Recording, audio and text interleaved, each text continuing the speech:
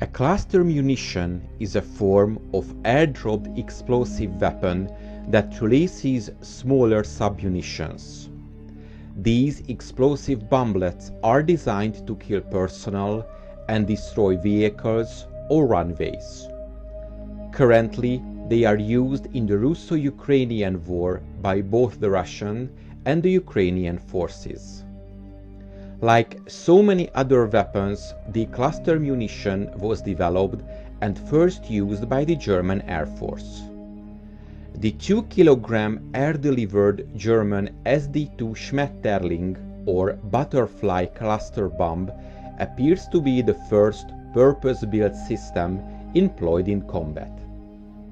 It was so named because the thin, cylindrical metal outer shell, which hinged open when the bomblet deployed, gave it the superficial appearance of a large butterfly. SD-2 bomblets were not dropped individually, but were packed into containers holding between 6 and 108 submunitions. Butterfly bombs were first used against the British town of Ipswich in 1940. By May of 1941, 15 different groups of the Luftwaffe had the specially modified aircraft required for emplacing the SD-2. The weapon saw widespread use in the opening stages of Operation Barbarossa, the German invasion of the Soviet Union, which began in June of 1941. 20 or 30 aircrews had been picked to drop SD-2s on key Soviet airfields, a flight of 3 aircraft being assigned to each field.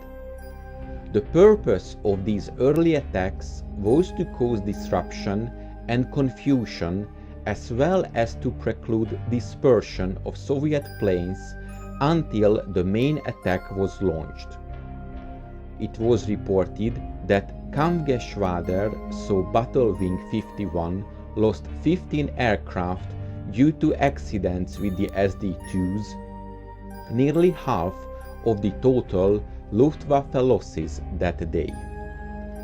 According to a German bomber pilot, as long as fronts remained fluid, these bombs proved highly effective, although unfortunately in short supply.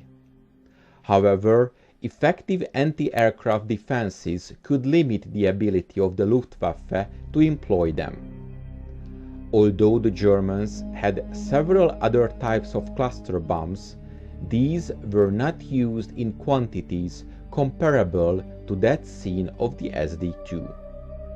Luftwaffe monthly consumption increased from 289,000 examples in the summer of 1941 to 436,000 in July of 1943 and 520,000 in August of 1943.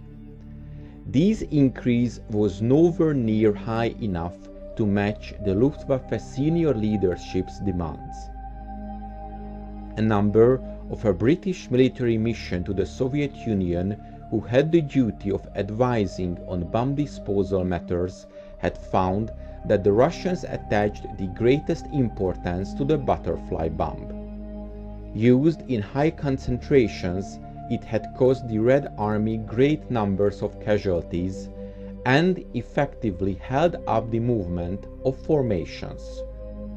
Russian soldiers had been ordered to detonate bombs by rifle fire, a method certain to cause casualties since the butterfly's fragmentation range was 100 yards, at which distance it presented at best a poor target, and the rifleman was bound to have his face towards the bomb. During the difficult days of Anzio in February of 1944, the German Air Force used increasingly large percentage of anti-personnel butterfly bombs in the night attacks, which caused casualties throughout the beachhead. The most commonly used bomblet dispenser was the AB-250, which could carry 108 SD2s.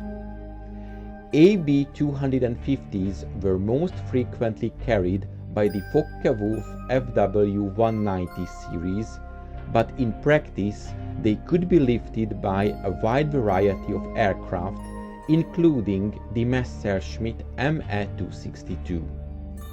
Because of Hitler's interference, these jet-powered fighters were pressed into service as a Jagdbomber or fighter bomber, a role for which they were poorly suited. It is interesting to note that the Me-262s were sent on nuance raids against Eindhoven in early October of 1944, loaded with AB-250 bomblet dispensers with limited success.